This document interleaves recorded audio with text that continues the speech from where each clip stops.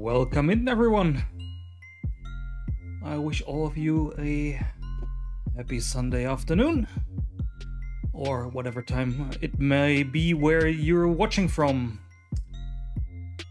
Yeah. Today is a special day for me and this podcast that I'm doing, because basically 1 year ago all of this started. So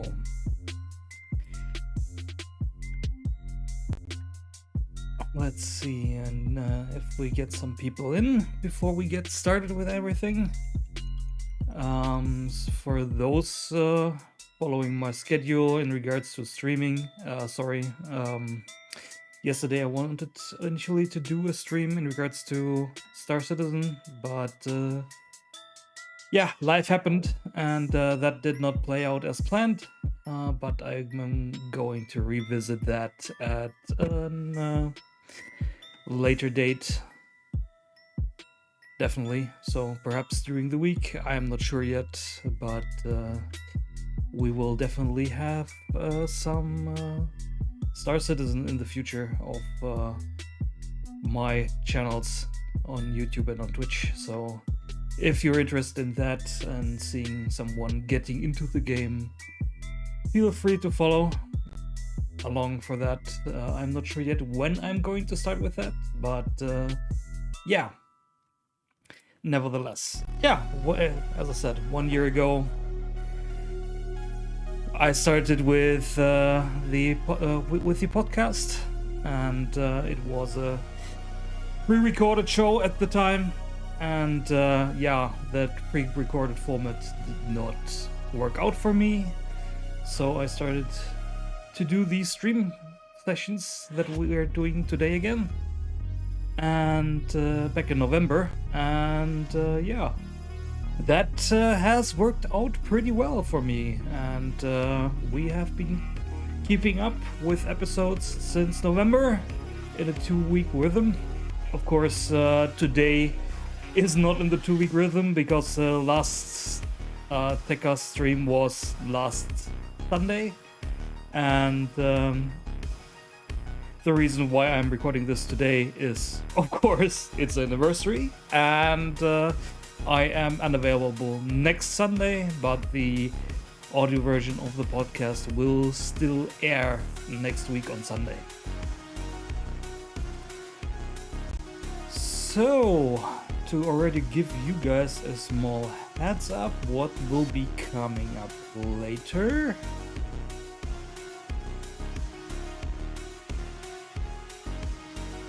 Let me just quickly check. Yep.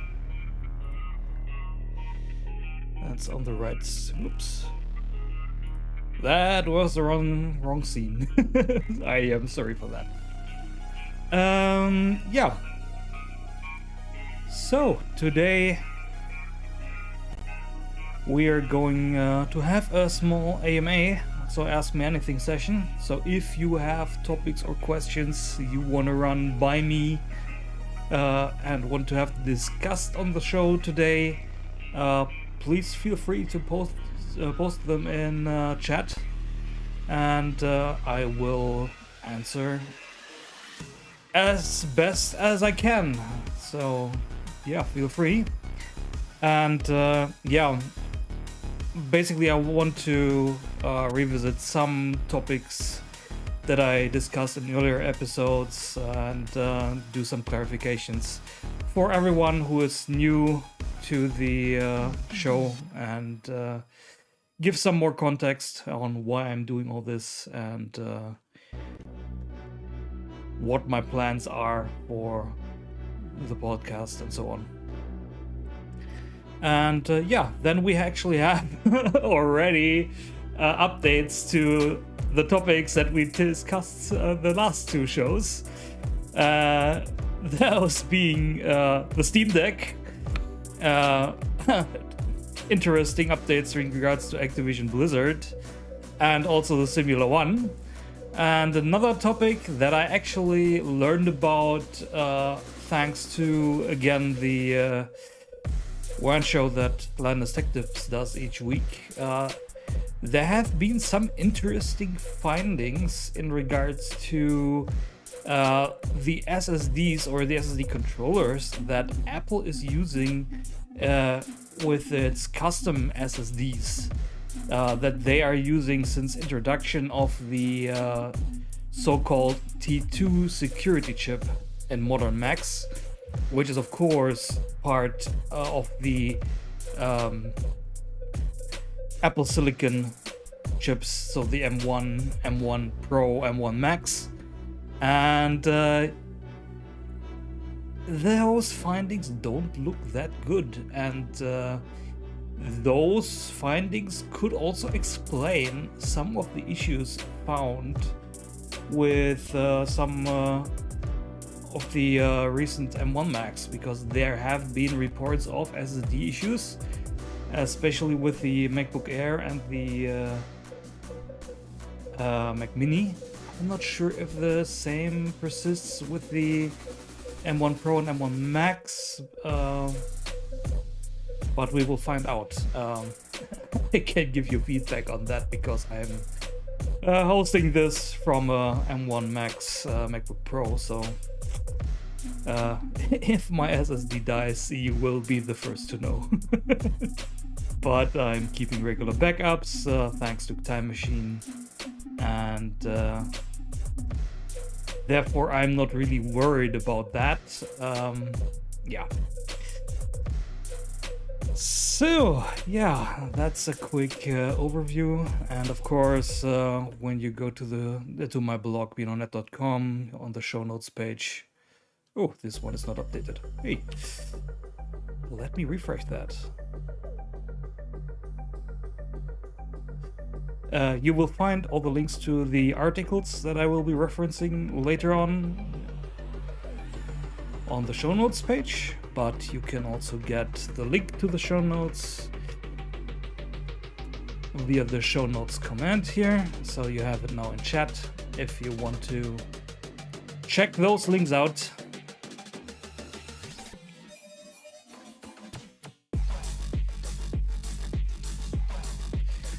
So yeah, I was actually not expecting to have already new content for you to discuss within a week, especially the topics that we handled the past few weeks. But yeah, things are moving fast at the moment, it seems like, and yeah, so I have some updates, and I hope that these updates are interesting to you guys, the discussions that we are having and topics that we are following. So yeah.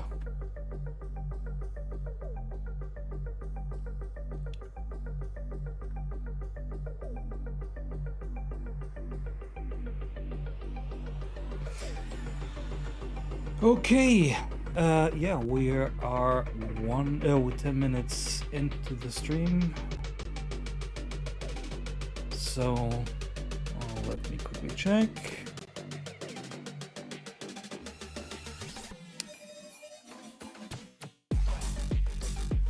So how is everyone doing? I hope if you're living in Western Europe, the storms did not hit you guys too hard in the past couple of days. There was quite a bit of disruption in our area here where I'm living, and yeah, weather seems to be looking up for the next week, so I hope that the weather normalizes a bit, and with all the changes that are coming up, so that life can normalize a bit.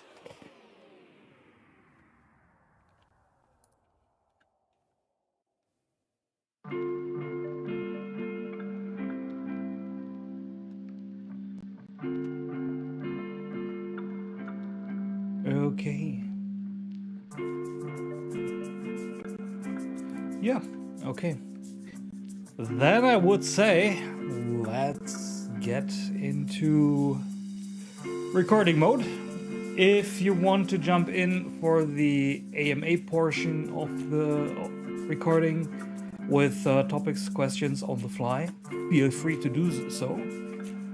But I will start then with the AMA session and the discussion topics. Or do we do it the other way around? No, let's actually close this, the recording with the AMA session. So I'm switching stuff around a bit on the fly. Perhaps someone is going to join in later on. So we're going to start with the news topics, and we're going to close down with the AMA session today. So let's get that up and started. So music off. Let's switch scenes and let us start the countdown.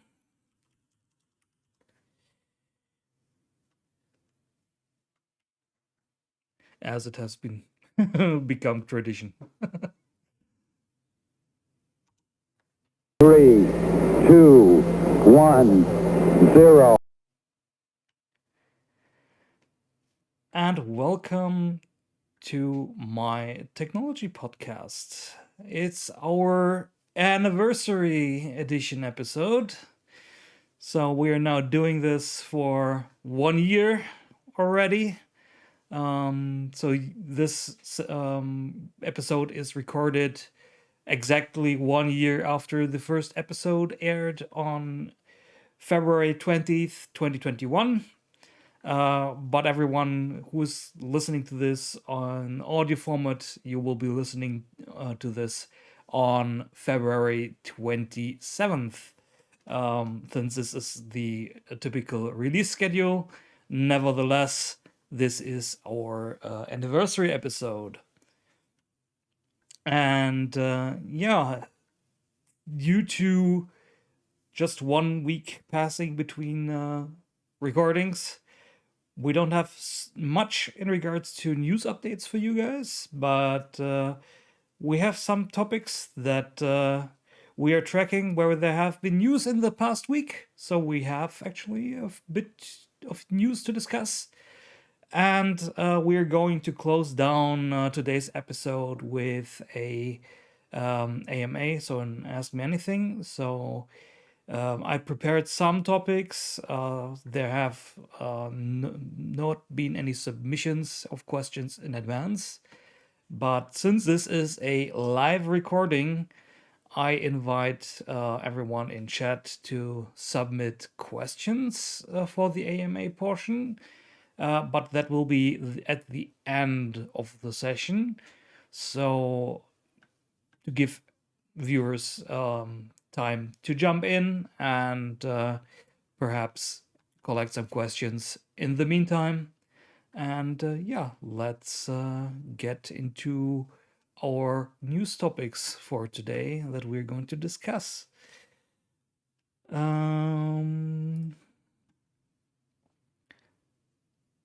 I quickly have to prepare the screen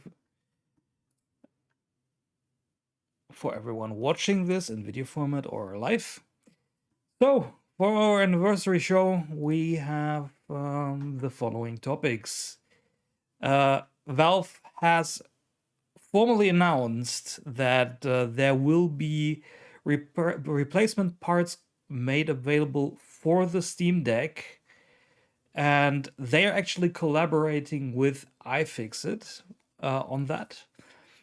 Then the next news story that I got wind of only through another podcast is that Apple has some issues with their custom SSDs, which are pretty slow in regards to write speeds, it seems like. And that could be cause to some issues in regards to data reliability and data integrity. Next up is an update on the Microsoft and Activision Blizzard situation. And we're going to close out the news section today with updates on the Simula One, Linux VR standalone headset, because they are dropping Kickstarter as their means of funding the Simula One.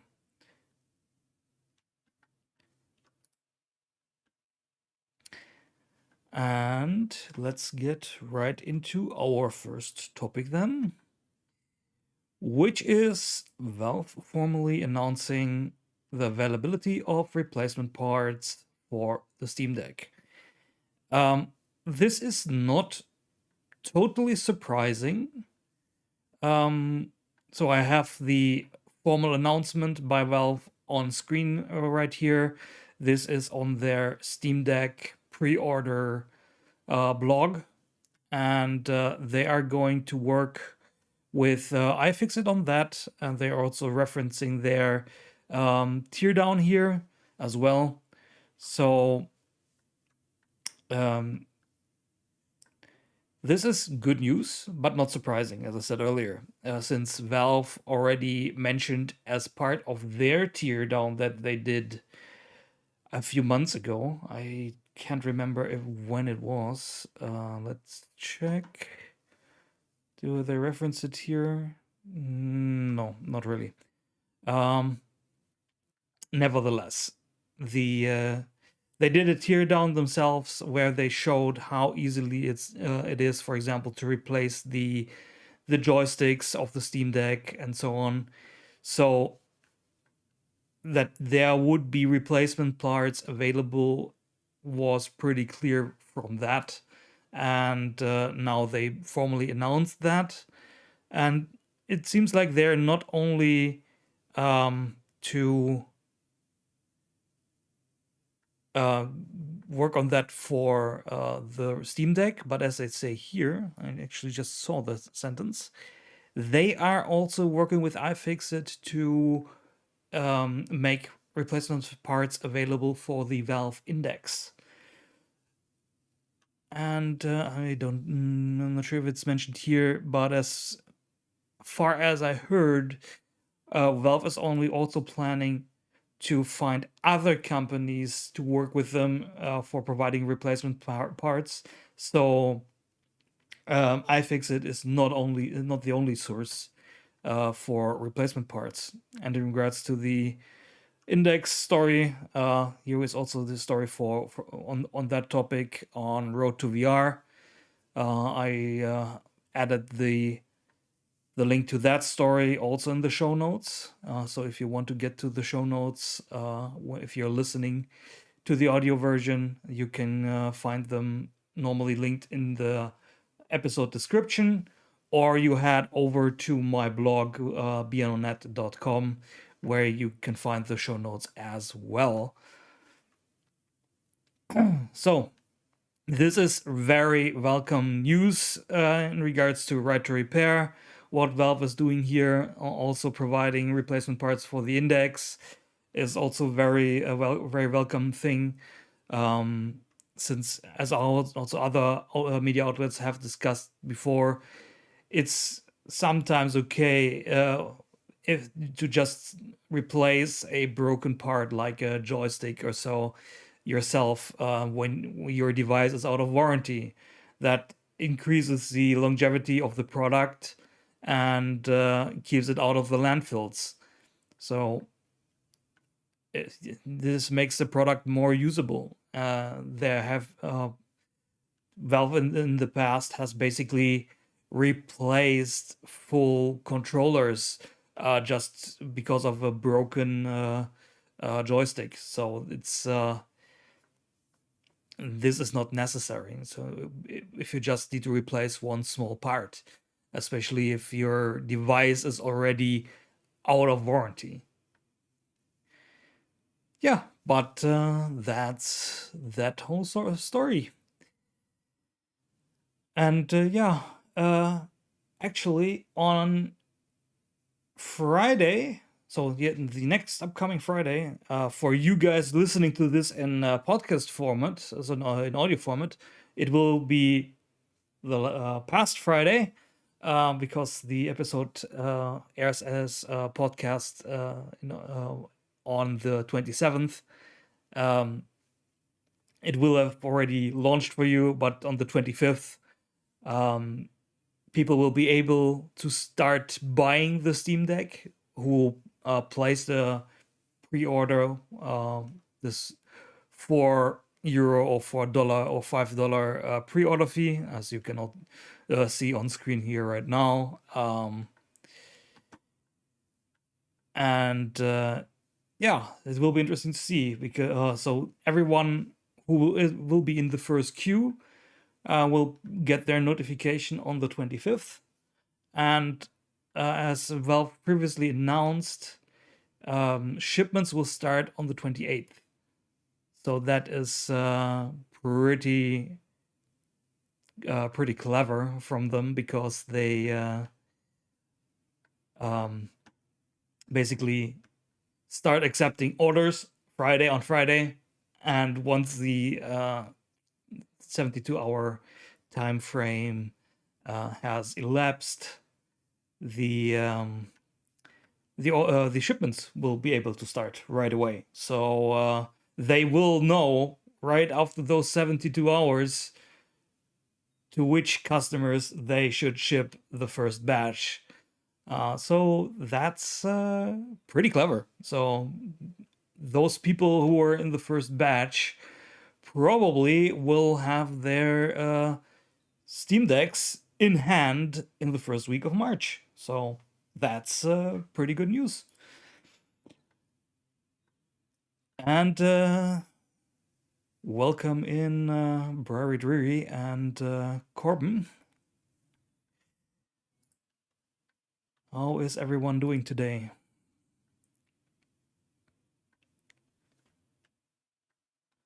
And I am just realizing...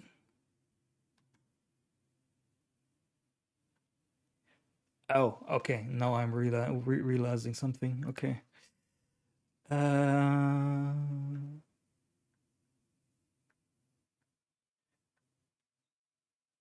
That's good to hear, Barry. Sorry everyone for the dead air. I'm just realizing something is not working as intended. No, I just forgot to actually start something.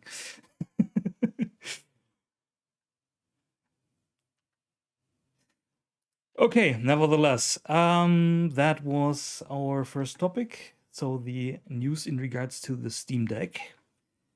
And now we get to the story that broke in regards to Apple's, let's say, not so nice SSDs. So this story was broken this week on the 17th on Twitter by Hector Martin, as you can see it on screen right now. So everyone listening on this to this on audio format later on, you can get the link to the Twitter thread in the show notes. For everyone who is on stream, I will quickly post the show notes again, so you can get to the links if you want to see the articles yourself. So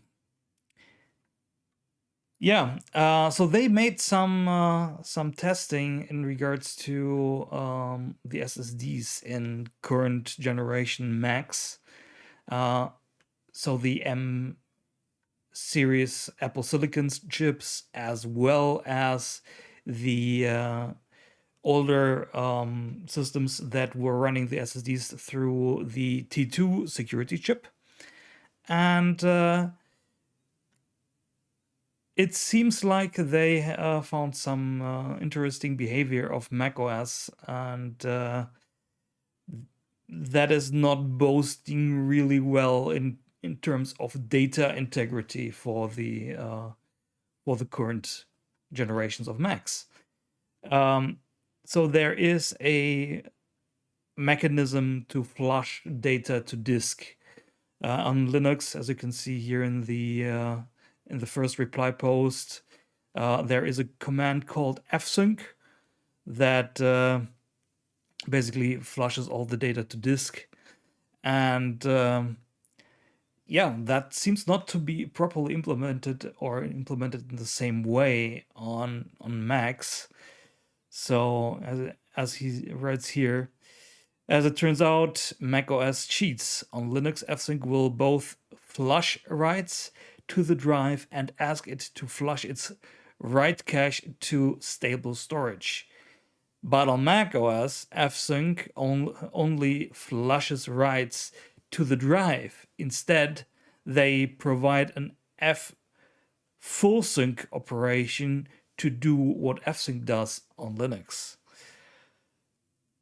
And they continue. So effectively, macOS cheats on benchmarks. FIO on macOS does not give numbers comparable to Linux, and databases and other applications requiring data integrity on macOS need to special case it and use ffullsync.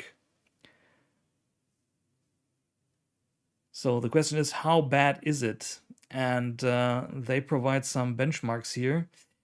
So single-threaded, simple Python file write test on a MacBook Air M1 on macOS. Flushing gives you 46 IOPS. Not flushing gives you 40,000 IOPS. On a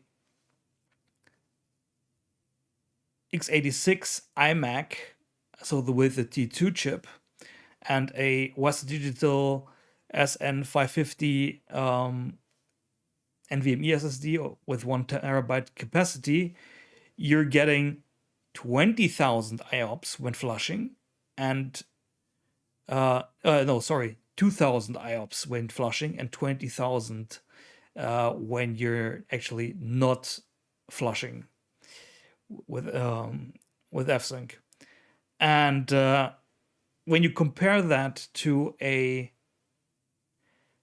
x86 laptop with a Samsung 860 Evo, so which is a SATA SSD, you're getting 143 IOPS when flushing and 5,000 when not.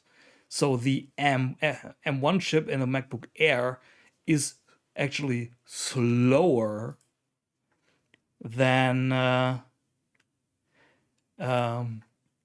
it's actually slower than a SATA SSD. Bribery Drury in chat asks, what is IOPS?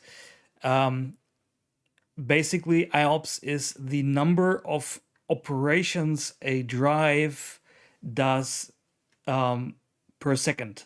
So let's say you're reading and writing data. Each read and write operation is one operation, and all these operations combined per second determine the IOPS, basically. So input-output operation as input operations per second.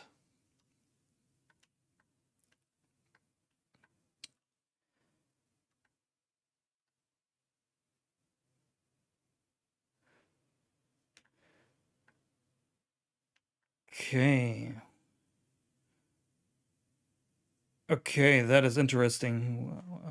I don't know why Moobot is posting that now in chat, because that should only pop up in VR streams. But nevertheless. So I hope that answers the question, Barry. Yeah, so that means that if the applications in macOS are not using those particular additional commands that are not common to other Unix systems, so they have to use this ffullsync operation in order to get the same result on macOS, which of course will heavily impact performance. this will be problematic if for some reason when you are using a desktop Mac and you have a power outage, or even with a notebook, or when the system crashes, or there are several issues that you can have with a scenario like that. And yeah, that's a real problem. So I don't know how is it with the newer M1 chips, but I presume that the issue is the same. Let me quickly check this, if they have something in here about the bigger models, but that doesn't look like it. I actually don't know why they put all this reporting into a Twitter thread. That would be much better to put everything into a Medium article if you don't run your own blog. So yeah, but this is definitely a situation I hope that Apple will A, respond to, and B, resolve it in the upcoming Macs. So we are rumored to get the first Macs with the updated M2 chip this year. So new MacBook Air, Mac Mini,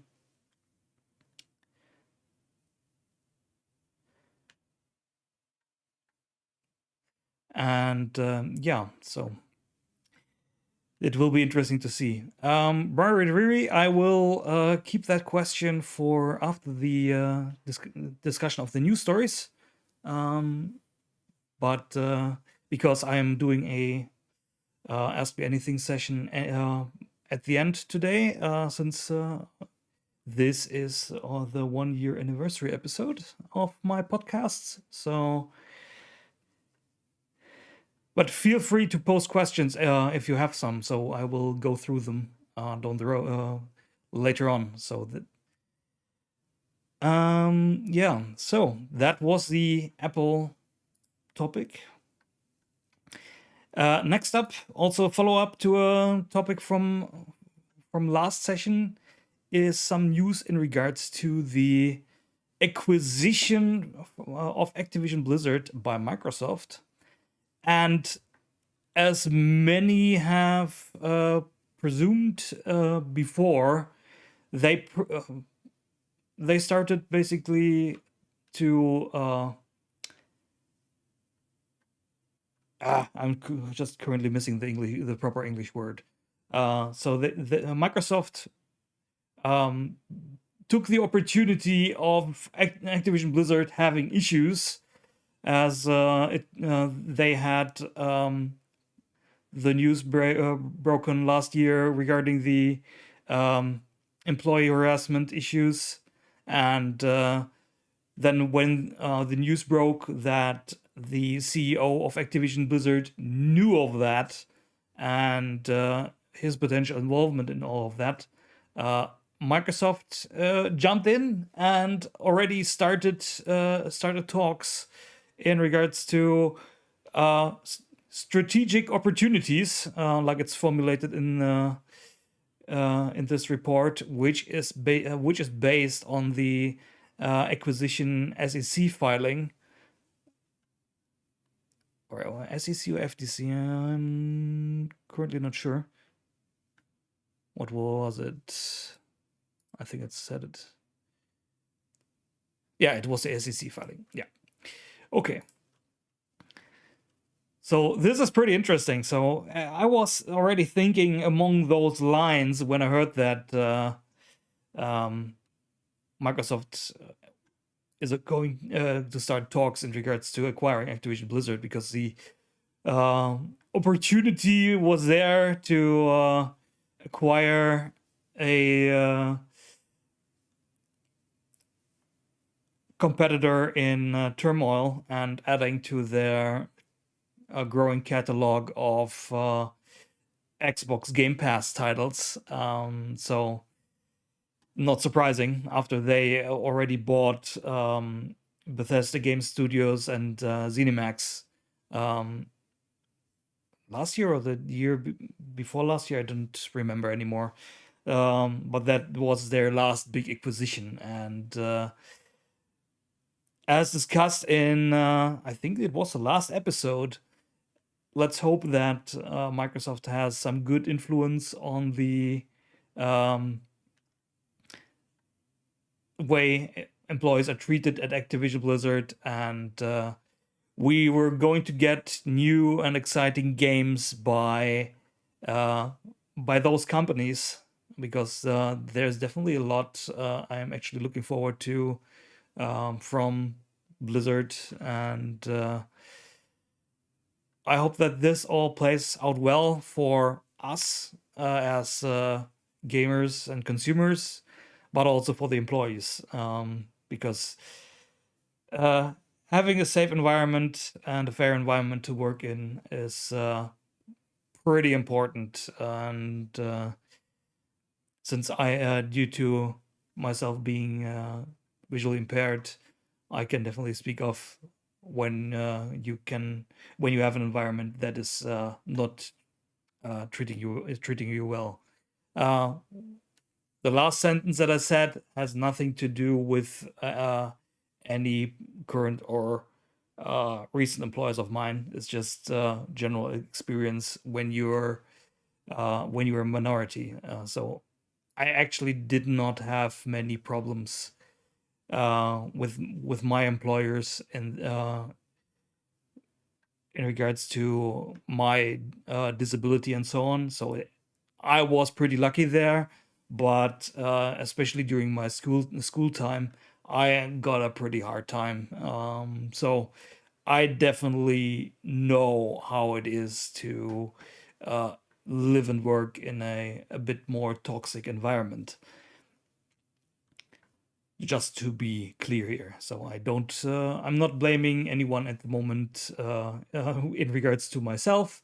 It's just things that I experienced, and we all want to have fun at work, and since our workplace is a place where we are basically most of our time, and therefore work should be as much fun as possible. So that was this news story. And last but not least, we have an update on the Simula One Linux standalone VR headset.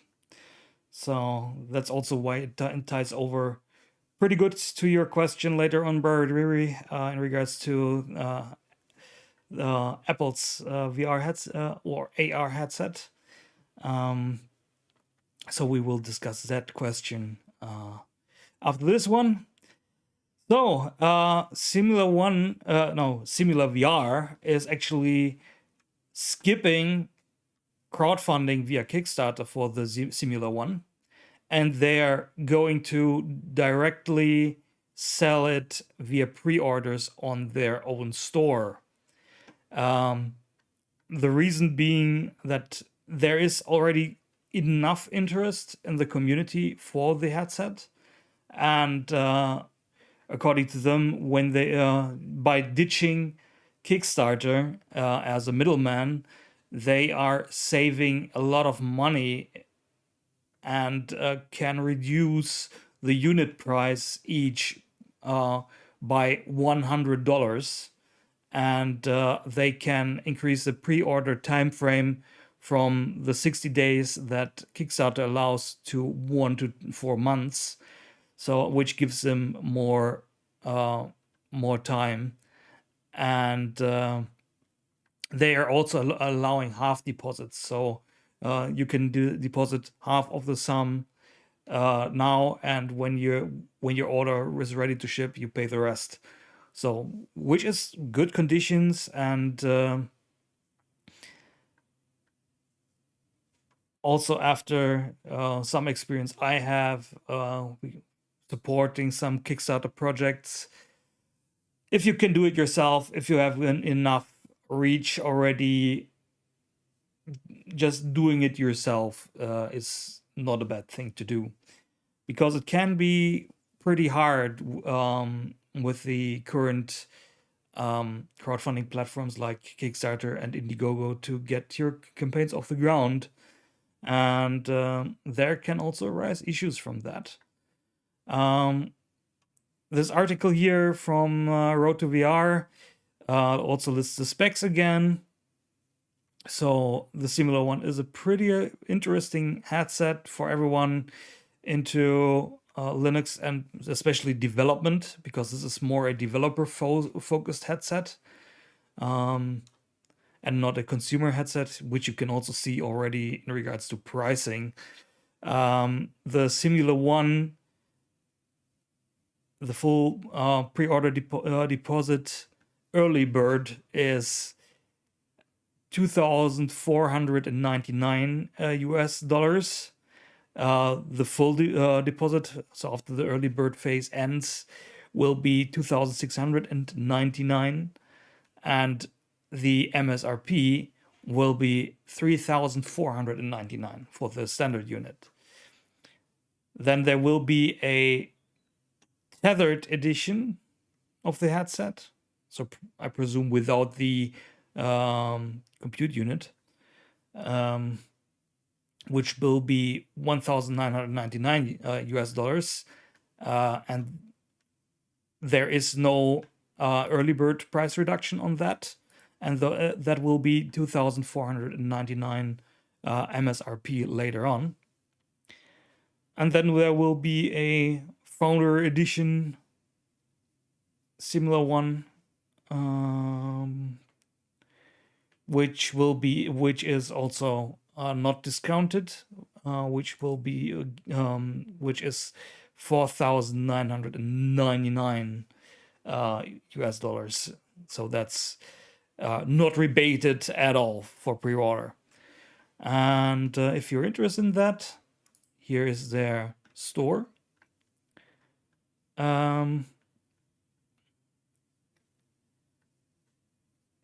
So the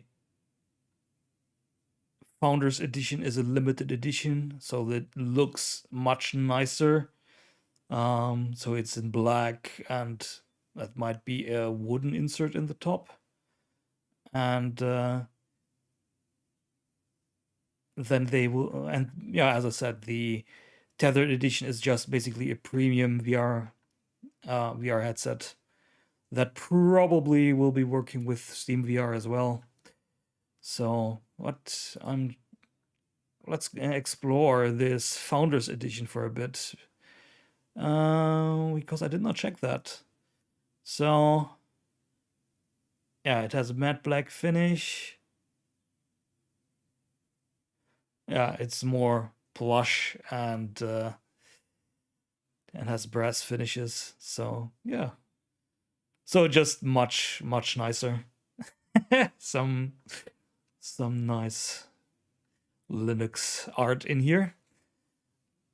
So yeah, that's definitely interesting to follow, and I'm interested to see where that goes and what is coming up next for Simula, because of course this is an developer-centric product, and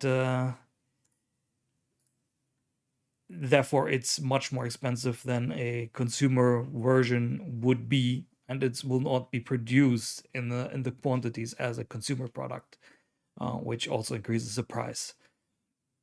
But we will definitely follow along with updates on that, but I will definitely not get one myself, because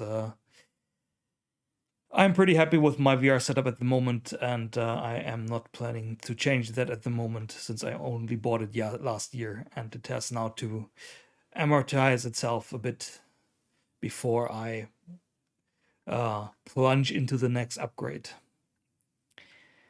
Yeah, so that concludes the news stories for today, and we can go ahead into the AMA section, and we will go to Brewery Dreary's question in regards to what is my take on Apple's AR glasses. So basically, Apple's planned product will be a XR product. So it will be a combination of augmented reality and virtual reality. And we discussed that actually last week. Let me quickly check. Where do I have the article? Let me just go to the browser again, so I'm on my blog again. Yeah, here it is. So only last week we discussed Apple's XR headset, since there are some more details on that. Mainly that the OS on it will probably be called Reality OS. And it will be a beast of a headset, since you can see here, according to renowned analyst Ming-Chi Kuo, the headset will feature 2 M1 style M1 silicon chips. That is a lot of power crammed into a wearable and portable headset. So that is a lot of power. So basically, you can think of this setup being you have one M1 chip per eye driving the headset. So that's nuts. Especially since you can expect this probably not being the M1 anymore, but probably being the upcoming M2 architecture already. So yeah, that is definitely a powerful set of XR goggles, you can say. And where was it? Yeah, here. Also, Bloomberg's analyst Mark Gurman reported that Apple wants to create an app store for the headset with a focus on gaming, streaming video content, and video conferencing. So you also have this metaverse aspect again. So that headset will be very interesting, but it will be pricey as well. It is rumored to also be around $2,000 US, which is not surprising me with these kinds of specs. You can already presume that Apple will have pretty good displays in that headset, which will not be cheap. So probably either it will be AMOLED screens or mini LED screens, but I presume Apple will go for AMOLED here, since they want to have the best black levels and so on, and combined with the chips that are presumed to be in there, this will be a beast of a headset. It will be really, really powerful compared to what you're getting right now.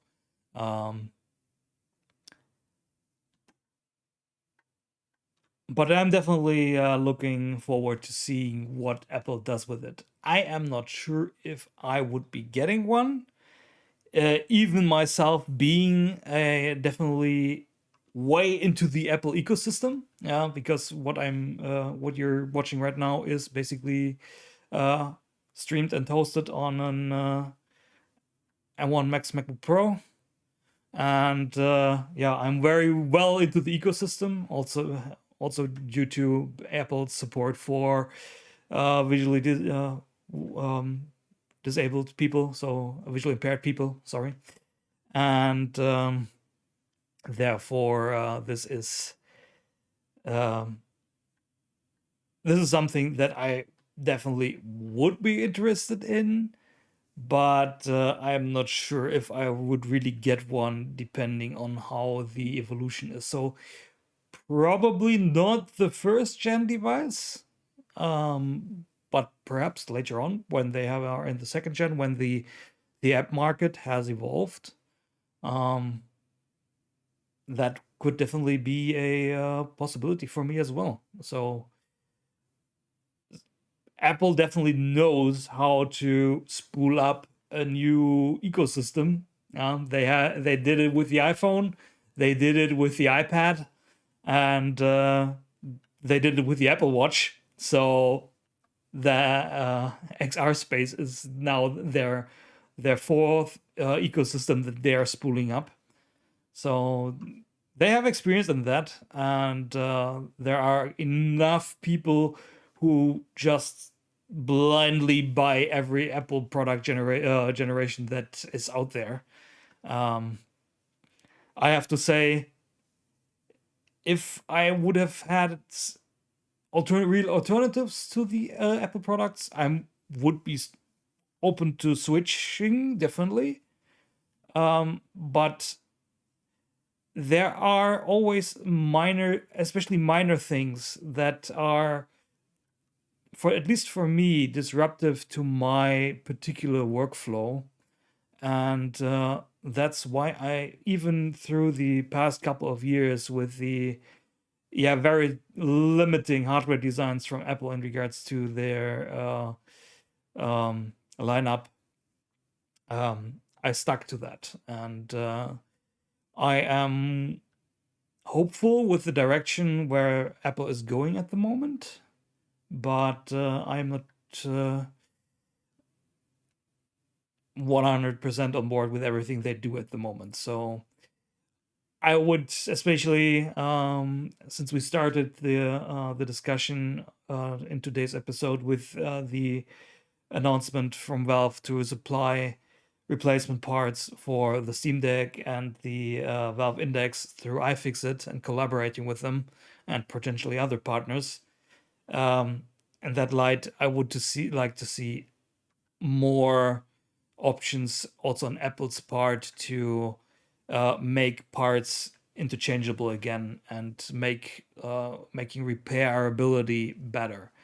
And tying back to the news story in regards to the SSD issues, perhaps sticking to standard NVMe with well-known standard controllers is not such a bad idea. Not only getting better data integrity, but also getting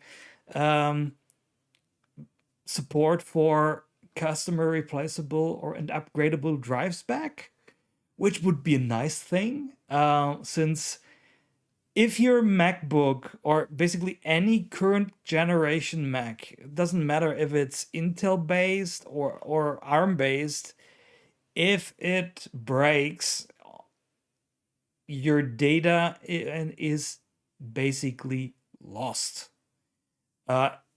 Back in 2016, when Apple first introduced the MacBook Pro with Touch Bar, they had special ports on the logic boards for data retrieval from the onboard SSDs in case of the motherboard breaking at some point, other than the SSD portion itself.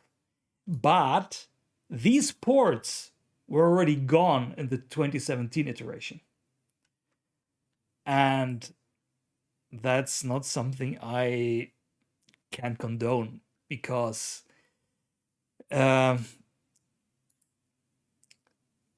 sorry for the phrasing, but shit happens. And data is integral to be retrieved. And if you have a separate drive that you can take out and take to a recovery shop, they can help you. You cannot do that with the soldered on SSDs that Apple is shipping at the moment. That is just not possible. So if you don't have a current time machine backup or general backup of the data that you have on your machine, it is you're screwed then. Okay, Driver Dreary, thank you very much for joining in, and enjoy your dinner.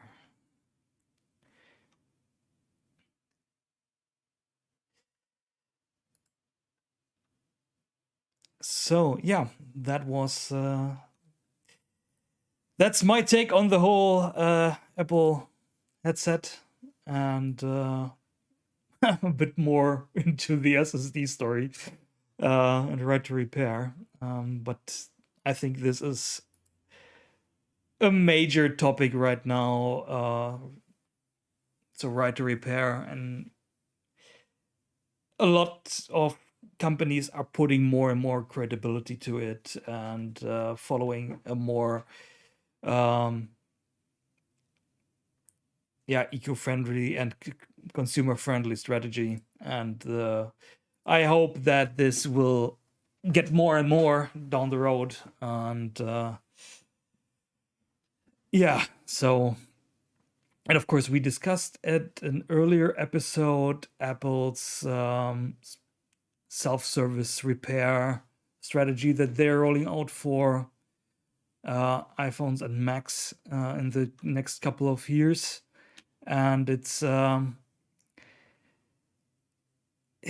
it's complicated how they're doing it, and it's not really consumer friendly, and it's more likely that consumers don't do it themselves, but they have to still go to repair shop, and the repair shop has to take up the slack behind it. So it's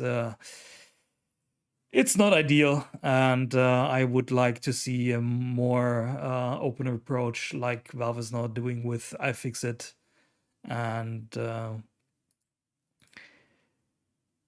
there is still hope, but we'll have to wait what comes out of it. WWDC, or as it is called in the Apple circles, WWDC, which is Apple's Worldwide Developer Conference. It is normally in early June. That will be pretty interesting. I expect actually news on the Apple VR XR headset in June at the conference. Since there are all, besides the hints in the software, there's also now a beta. I don't even know if it's already in the latest Safari.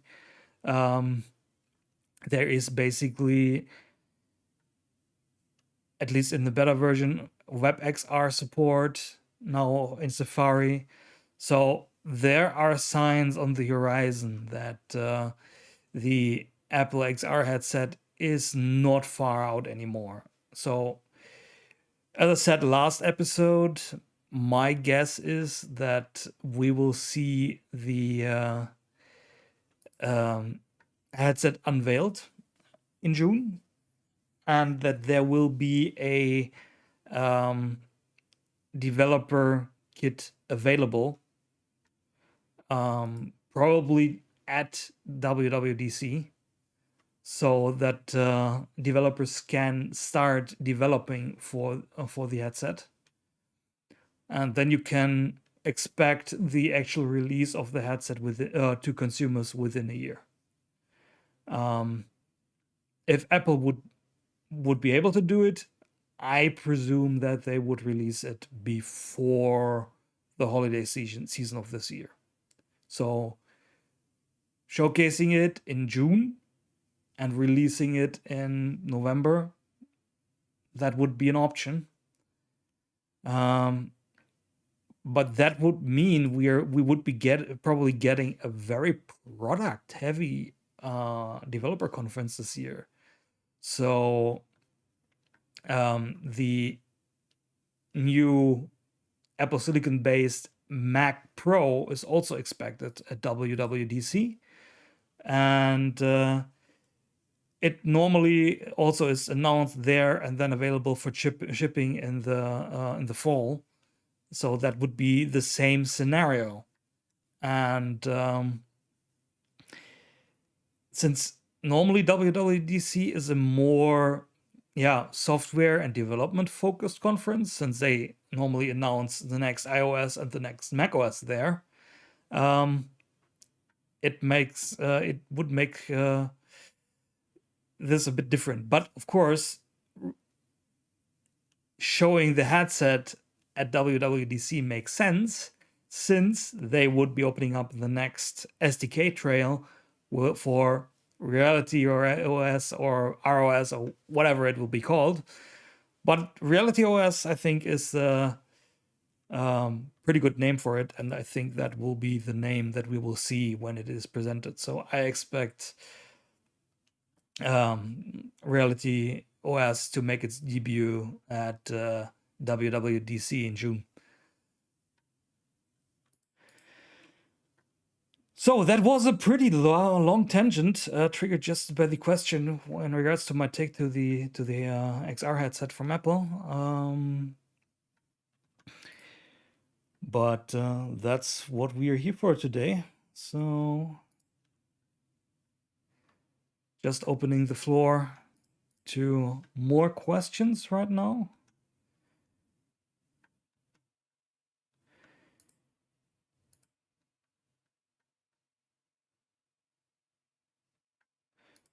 So let me actually check, because I don't know if I see the correct stats for YouTube at the moment.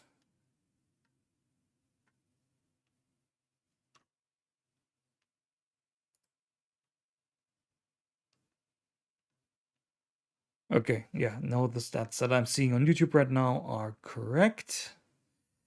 So, yeah.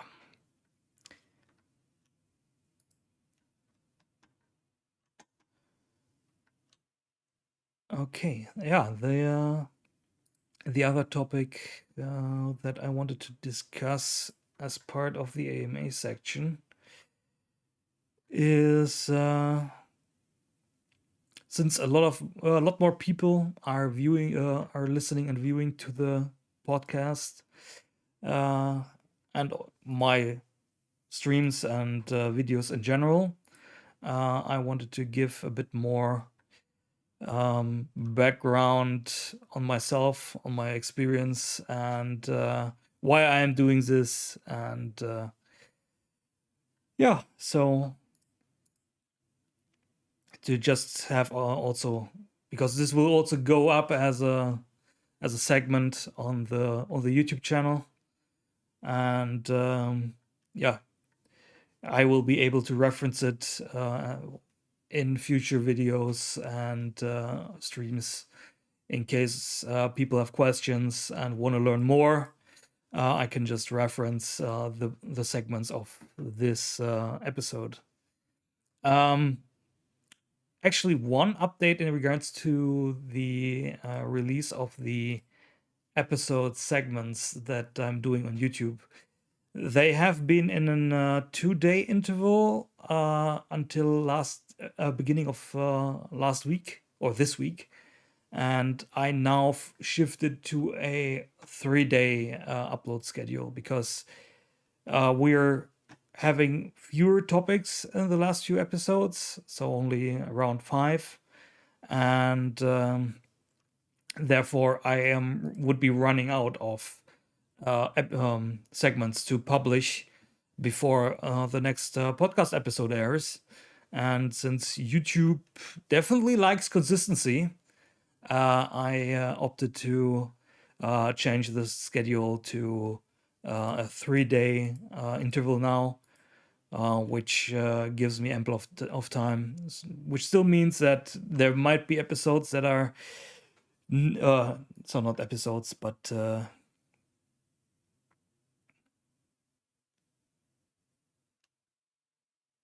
yeah. Hi, Gordon. How are you doing?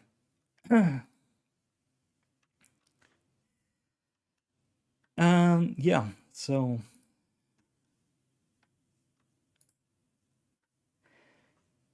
that was the update in regards to these segments. And I actually lost track. I definitely have to edit this for the audio version release, so bear with me a bit today, since this is a bit off the cuff. Yeah. So let me just get back to my notes, to what I wanted to discuss, so I can get back on track. Yeah.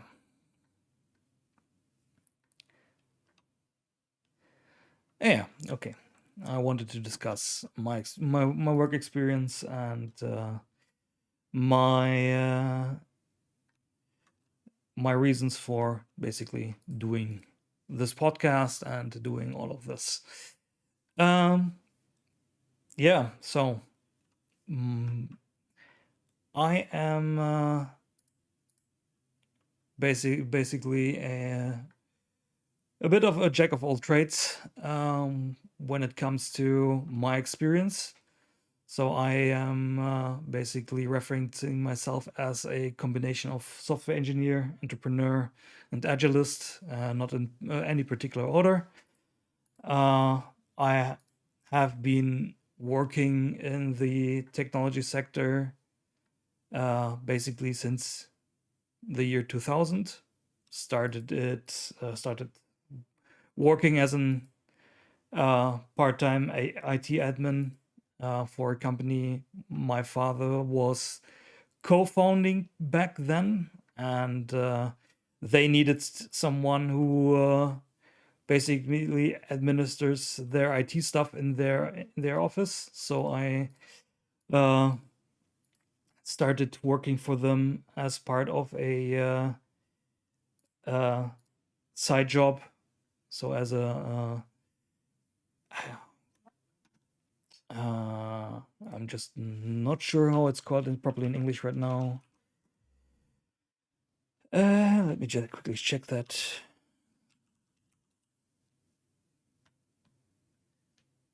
So it basically was a student job. So, but I was still in high school at the time.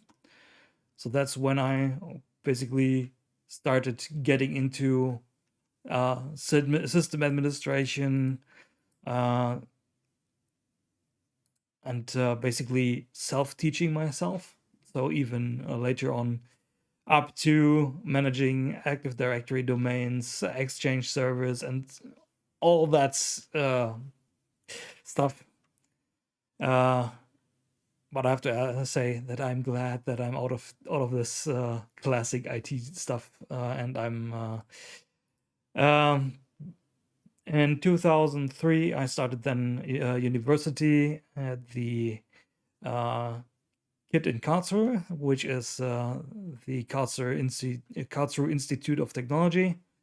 I studied there for 2 years in classic computer science, but I had to realize that that particular study was not for me, because I am definitely more of a hands-on learner, and I'm not the person that can just crunch in knowledge into my head and then just spool it off and yeah, then basically file it away or put it into the proverbial trash can because I don't need it anymore.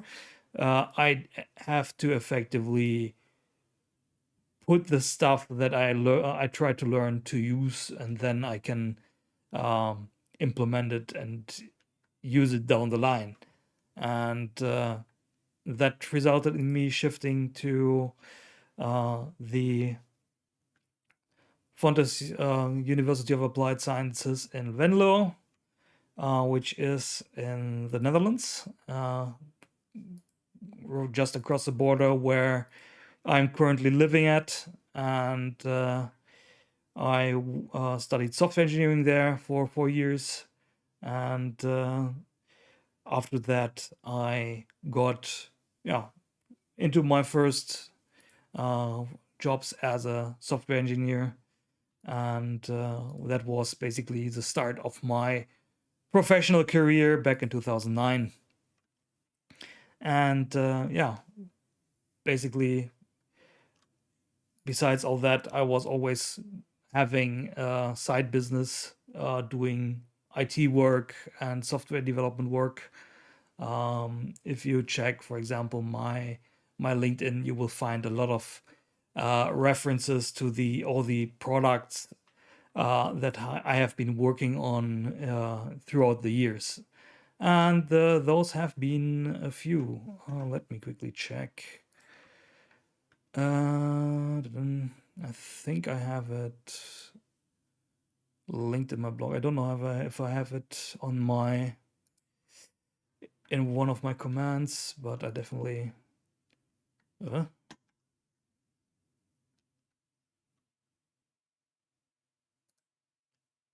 Interesting.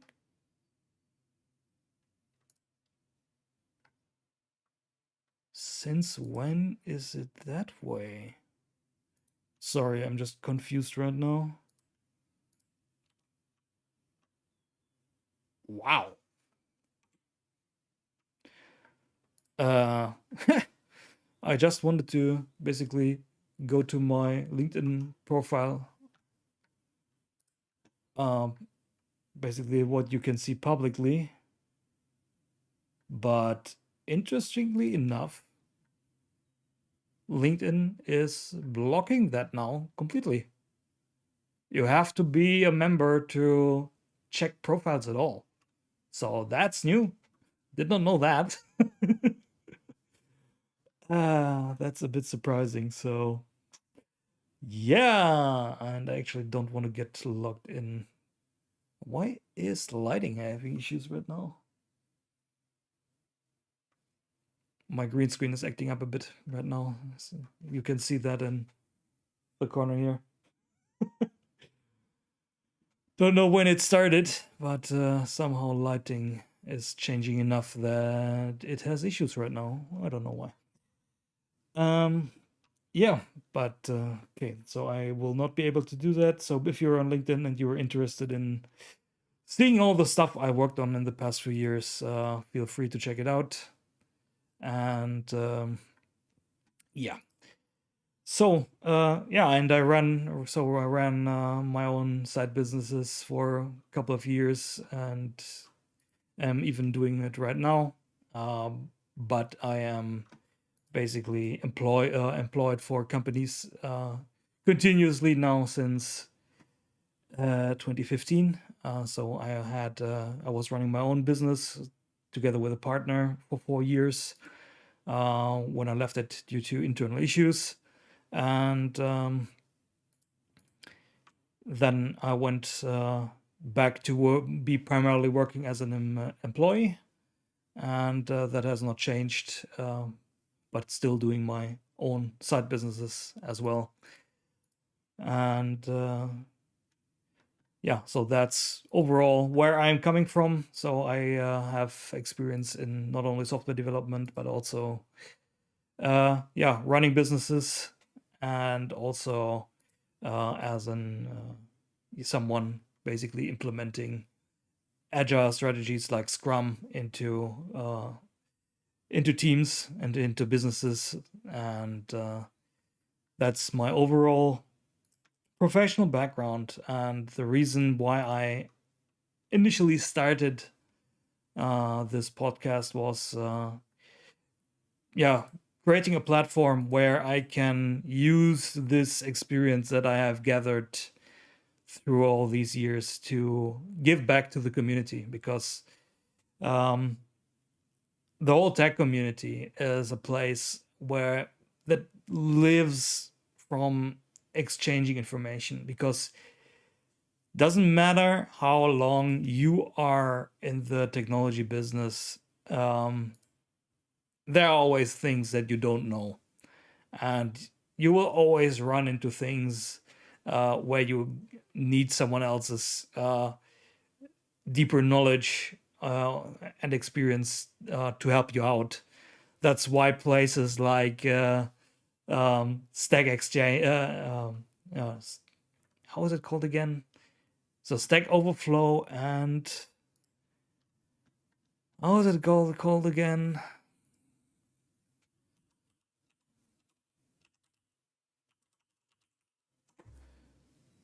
I did not use that site for quite a while, so I have to actually check. How is it called again? Oh, they're bombarding you with messages again on the websites. Da, da, da, da, da.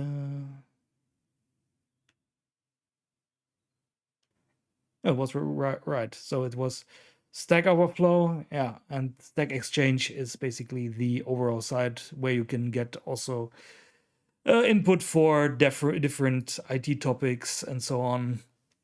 And this is one of the hubs where a lot of knowledge lives. And if you need a solution to a problem, you will probably find it on Stack Exchange or Stack Overflow, and you will be helped there.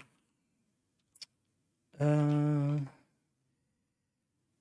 yeah, really giving back to the community was my primary intention on starting the podcast. And I had some business stuff come up where also streaming got into the focus, and then I thought, hey, that would be interesting to get into streaming. So those thoughts came up last summer, and when I was doing my Beat Saber sessions on my own, I basically thought, hey, since I saw, for example, Corbin, who's also currently in chat, was also streaming regularly Beat Saber. So actually, let's do this manually today because I actually forgot that. Give Corbin a shout out. And so he is also streaming Beat Saber very regularly on in mixed reality, and I thought that would be a nice opportunity to learn streaming, and b also get more interactions in regards to people requesting songs, getting a more broader spectrum of songs to play, because you're getting lazy at some point because you're not always looking for new songs to play yourself, and by having interactions with chat, I am now getting to play a lot more songs that I would have not played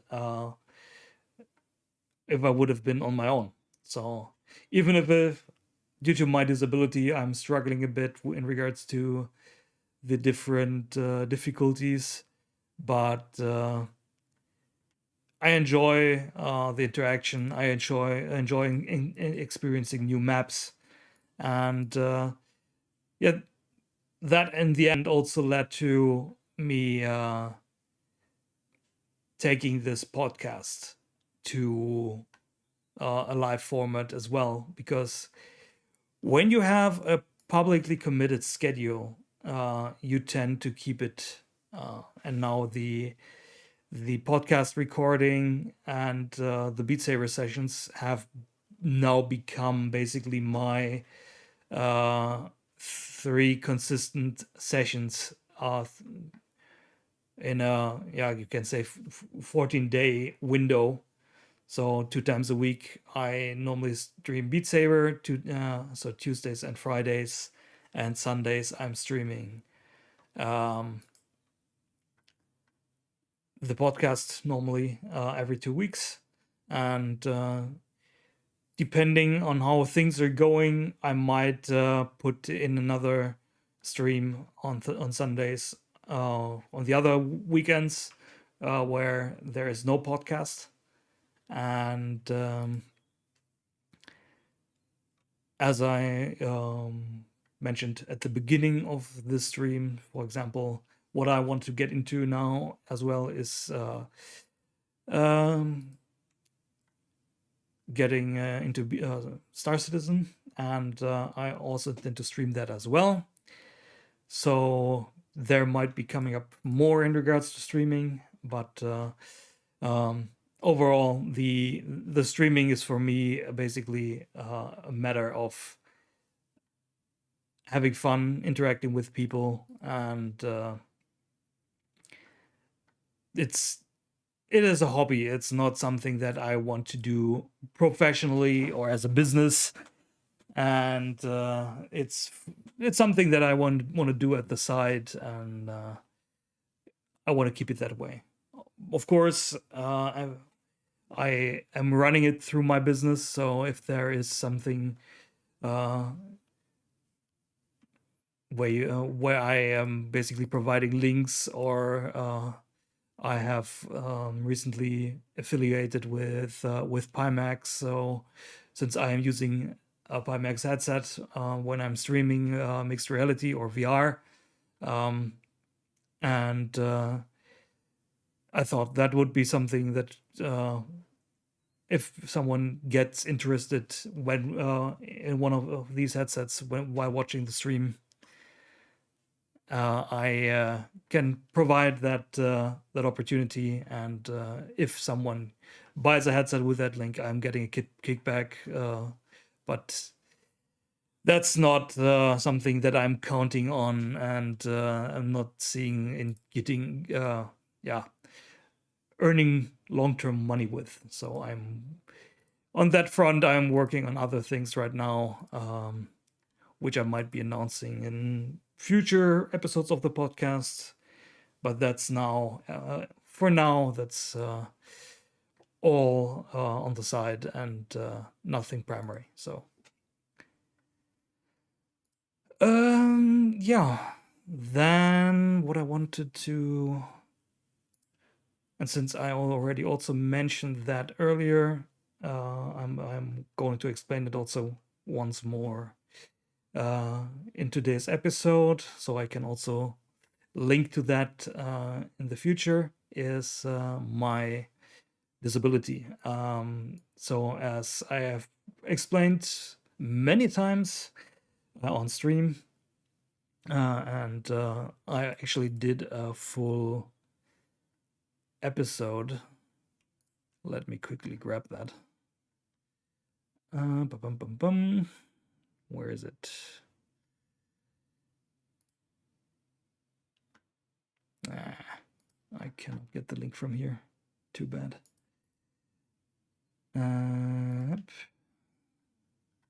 Sorry for the dead air.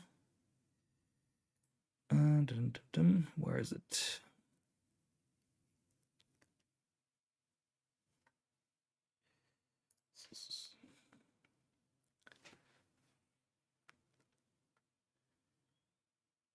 I am quickly searching the particular episode. I also have to add that to the show links afterwards.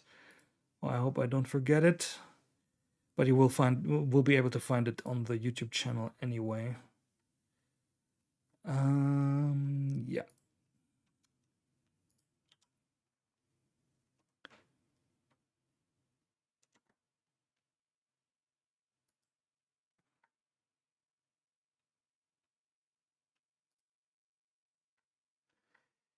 So let me switch to here. So this is a video I did. So this is the episode 5 of the podcast, which was released on March 13th of 2021. And here I'm discussing my experience being visually impaired as a software engineer. And so if you want to get a deep dive in my thoughts on that, you can definitely hit that episode. So its contents are pretty much still up to date and worthwhile watching. And this is one of the most watched videos and most listened to episodes that I have up to date. And yeah. So my disability is lies basically in a birth defect, you can say. I have not enough optical nerves connecting my eyes to my brain, and I also have some defects on my eyes themselves. So if you're watching this in video format, you can basically see my eyes go wandering basically wherever they want, so they don't really stay in one place when I'm focusing. Of course, now that I focus the camera, they are of course they are focusing properly, but that's not necessarily the norm. That the reason for that is that I am missing the point of clear sight, which is a indentation of the retina where normally the light gets focused, and this is missing in my eyes, and therefore my eyes have to refocus all the time, and that's why they are sometimes a bit erratic. And yeah, so that's the reason behind that. And there is currently no technology that can help me with that. I have my workarounds for my issues that I have with it, and my primary tool really for that is running macOS for basically all the accessibility features. A big tool in my daily life is my phone. So I have been using phones as visual aids already since I had my first camera phone, basically. When I was traveling by train or by bus back then, what I would do to read signs that are far up in on poles or displays and so on, I would just take a picture of that particular sign and then zoom into it on the device itself, and therefore basically reading it that way. And when the iPhone came out, for a long time I did the same with it. And then camera apps, not camera apps, but basically zooming apps came out when the camera quality got better, because on the first iterations, so on the first generation iPhone, the 3G and the 3GS, the camera wasn't worth it. And later on you got some zoom apps, and at some point I got frustrated with those apps, and in the end I wrote my own.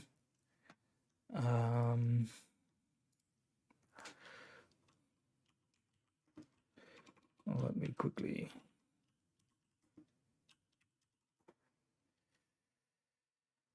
there it is. So this one is currently also still only available on the iPhone, but that's basically the zoom app that I developed myself, and it was initially released. Does it say it here? Because I actually don't remember when I actually released it. Yeah, there was definitely an update last year. No, I can't see it right here right now. Yeah, but basically, I developed this, I think, in 2015, 2016 or so. And it basically is my daily driver in regards to getting signs magnified while I'm on the road. I am using this app every day myself, and it doesn't have a huge user community. I think it has a few hundred downloads. As you can see here, it only has 3 ratings, and for some people it broke at some point. Yeah. But since this is really a side project for me, I did not put much effort in it. I updated it to the latest SDKs at some point, and probably I have to do this this year at some point as well, fixing some stuff. But that's that's basically overall it in regards to my disability. I of course have my issues also in VR. Primarily when it comes to VR games, it's when you have menus that are fixed in the distance, like in all the rhythm VR games, like Beat Saber, Synth Riders, and I would love to see a solution for that. I actually have to think about that. Did I actually put this in? For example, a company like Live, who are providing solutions for integrating additional cameras and views into games like that. Would be cool if a company like that would come up with a solution where you could basically have something for magnifying the far out portions of the menu.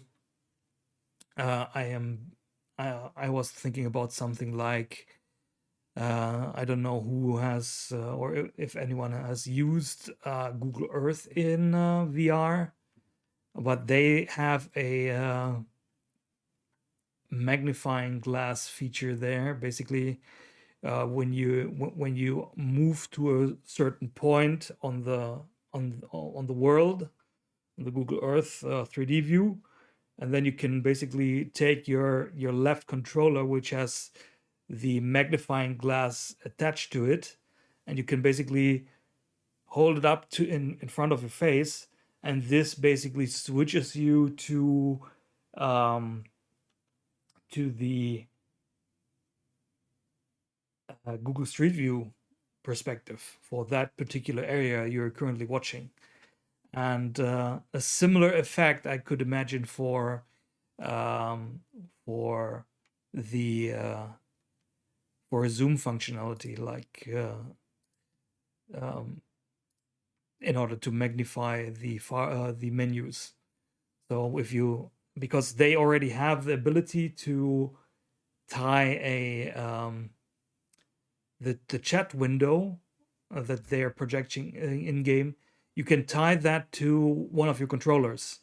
And if you watch one of my Beat Saber streams, when I'm interacting with chat, you often see me with just holding a controller in hand, turned around, and the reason for that is I have tied the chat to that. So when you turn the controller, it displays the chat, and since this, I can vary the distance between myself and the chat window. I can then still read the chat. I still have the chat integration in Beat Saber itself, which projects on the top, which I basically just use for tracking if something is happening in chat or not. just for as an indicator basically. And so when I read chat, I read it with this integration that Live provides. And so in theory, the means are there. They are also able to project a perspective into the game already. So when you're using Live and you basically turn around where your webcam is, it basically shows you a preview of what your viewers are seeing. And so the technical means are already there. You just would have to implement that. And I actually wanted to do a full showcase on this, with showing how it works on Google Earth, and how I would see a feature like that. And then I wanted to post because Liv has added a feature request site a while back, and I wanted to add it there, but I wanted to do it with a video, so you can actually see what I'm talking about, so that because just describing like I'm doing it right now, if you don't know how Google Earth does it in VR, it's a bit hard to comprehend. Yeah, so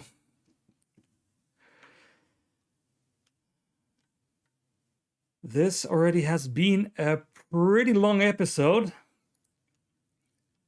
and I would say we call it for this anniversary edition, and we will be back in 2 weeks. So this episode in podcast format airs on the 27th, and therefore the next edition after that will be on the 13th of March. And that will also be the date of the next podcast recording live stream. Since next week would be the normal date, so the 27th would also be the normal date for the live stream and the recording that we're doing right now. However, I am unavailable over that weekend, and therefore we are going to see us with another BNOTECHCAST Live edition on March 13th. So, thank you very much, everyone, and see you next time.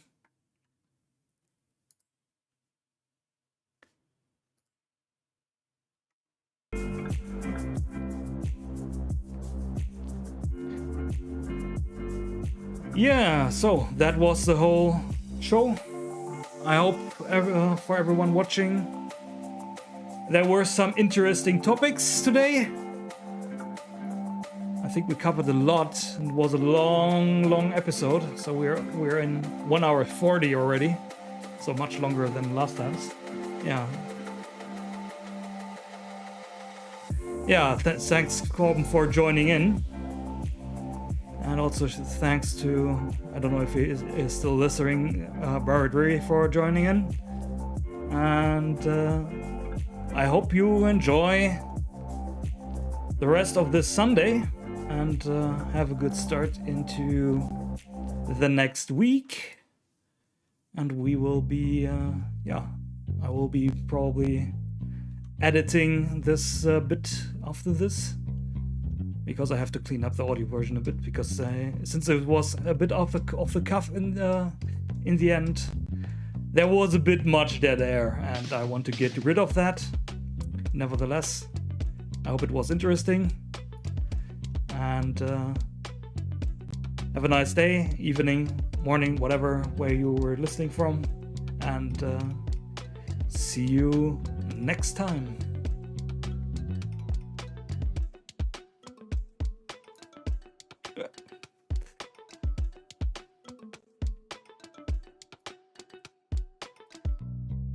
Getting confused with my browser windows.